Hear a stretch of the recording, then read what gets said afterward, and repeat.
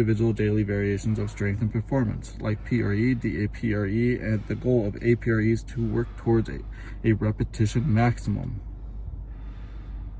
The difference between APRE and other protocols, and the difference within APRE protocols itself, is that they are designed for different training needs. There is an APRE 3 repetitions for strength and power, an APRE 6 for strength and hypertrophy, and an APRE 10 for hypertrophy. DeLorme's PRE only had the original 10RM protocol, and the DAPRE evolved to a 6RM protocol. The present study focused primarily on APRE 6 protocol for strength and hypertrophy because these are the favorable adaptations wanted in collegiate football player. Although APRE has not been compared to LP previously in the literature, Stone and Herrick compared progressive overload training, of which APRE is one type, to LP.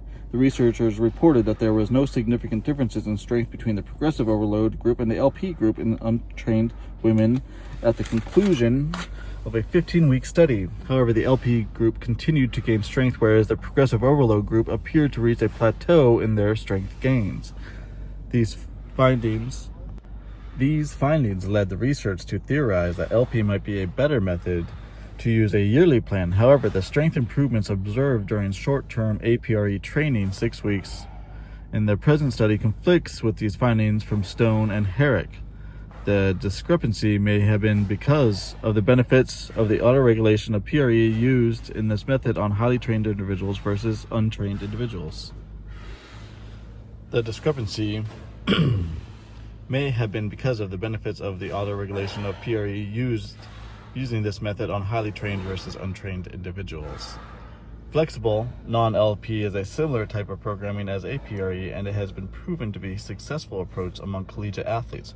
However, in flexible non-LP, the practitioner makes daily choices about the athlete's status and workout basis on the demands that will be placed on the athlete for that given day. For example, a day in which a training session occurred after a 3-hour practice with heavy loads of conditioning would require a different strength training workout than a pre-practice strength training session.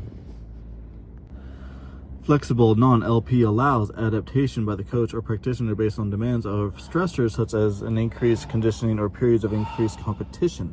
APRE, on the other hand, allows adaptation of a particular workout by the individual athlete based on their abilities for that particular day. The mechanism behind the effectiveness of APRE are not known. However, it could be that the greater strength gains resulting from APRE were because of a consistent